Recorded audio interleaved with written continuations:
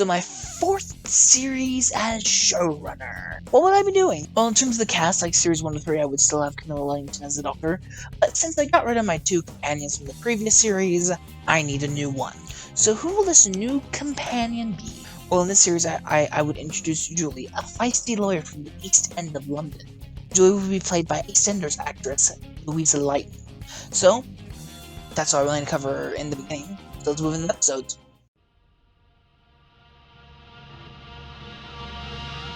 The opening of the series would feature the return of Unit and Dr. Young, as well as the Zygons.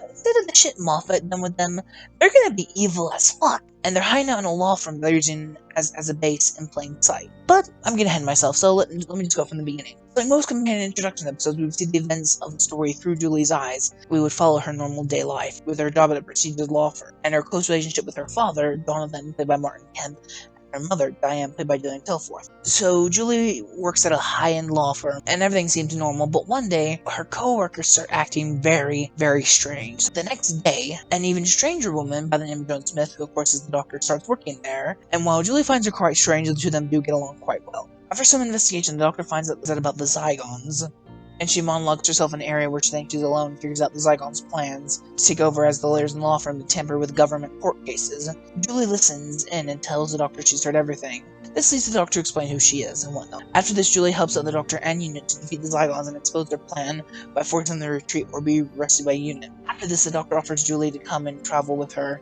as she was impressed during her time as she was helping her earlier in the episode, in which Julie accepts.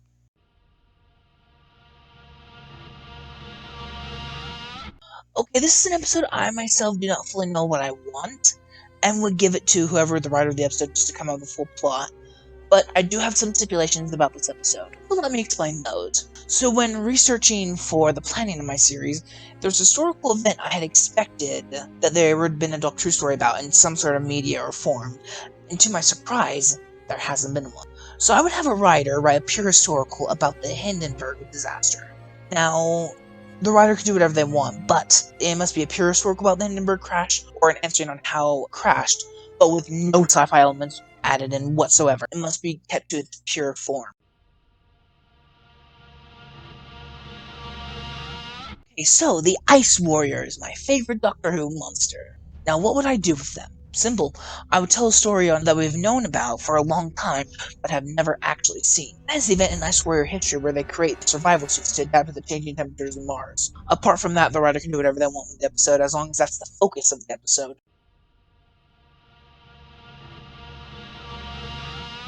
Thank you for Matt for letting me use this amazing idea. Now this episode would hammer in an environmental message about Earth needing more clean energy and air within the Earth, and this would be shown as the UK Secretary of State for the Environment wants to turn humans into crinoids, and even after the Doctor and Julie are able to stop them in that episode, the politician does not change their ideas, but he admits that he tackled the situation in a very poor way.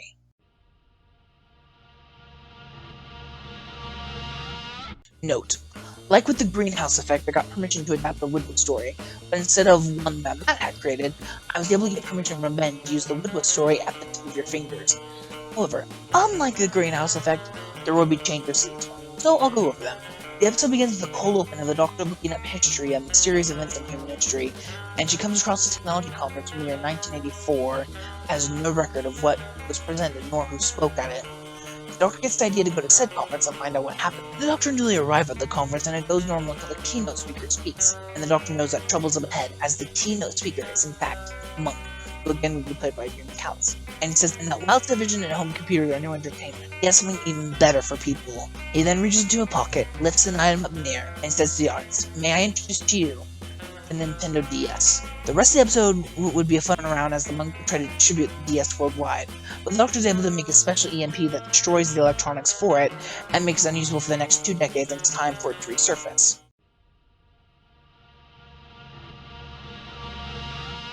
This would be similar to the EastEnders style episode drama, with Series 1's The Fair Fight for Survival, and Series 3's The Tower of Nothingness. And would see the Doctor and Julie being trapped on the TARDIS mid-flight as they wait for it to reboot it after an encounter with the race that lives within the time vortex. Basically, all they can do is sit around and talk, and this would develop their characters and whatnot.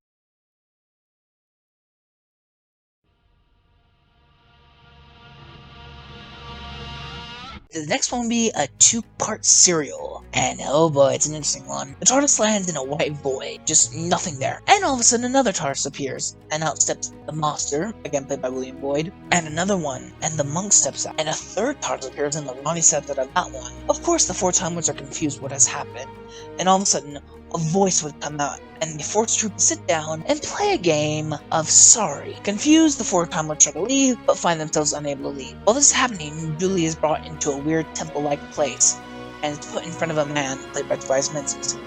Julie asks who he is, and he keeps it secret and keeps on calling her, quote-unquote, the Dr. Snake. All this is going on with the four Time Lords playing the game and trying to find a way to escape. And at the climax of part 1, the Doctor flips over the board and tells the man to appear, as she knows who he is.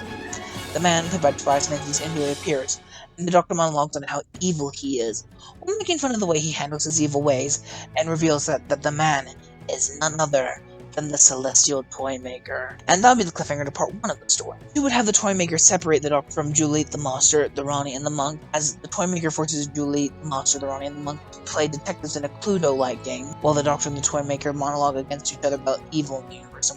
And this goes on intercutted with Julie and Co trying to solve the murder in a Cluedo-like game. And when they solve it, the Toymaker's powers weaken, and this allows all 5 to escape.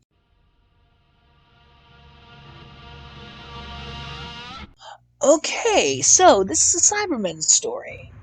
And like my 2 previous Cybermen stories, this is how based on a previous Cybermen story, being after Silver Nemesis. And while yes, it's a stupid title, it'll make sense when I explain the story of the episode. So this would be a base under siege story that would have the Cybermen invade an alien hospital in the far future. Similar to the one seen in New Earth, but instead of just humans, there'd be a hospital that focuses on every single race in the universe. Cybermen would be invading it to get a cure for their gold allergy, and so they could basically become immortal. The Doctor would trick them in the episode to have them implement what they think is the cure, but ends up being a robotic neutralizer, and turns off their emotional inhibitors, and end up causing all the Cybermen to self-destruct, saving the base.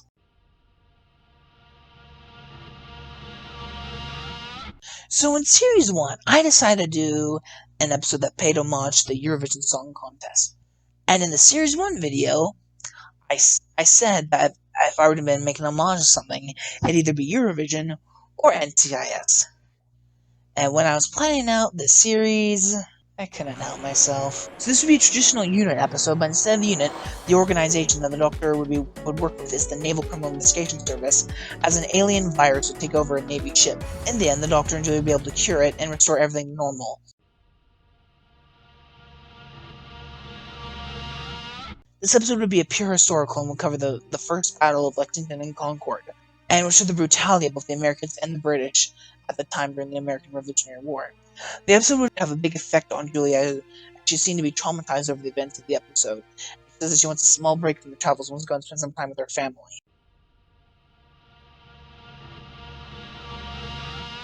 This episode would take the Doctor and Julie back to modern-day Earth so that Julie can spend some time with her family after the end of the previous episode. And in this episode, after 10 minutes with her family, Julie's in better spirits as she and the Doctor go back into TARDIS for some adventures. But a very weird explosion happens on Fair Street, the street that Julie's mother and father live on. The Doctor suspects alien involvement, so she and Julie decide to stay and investigate.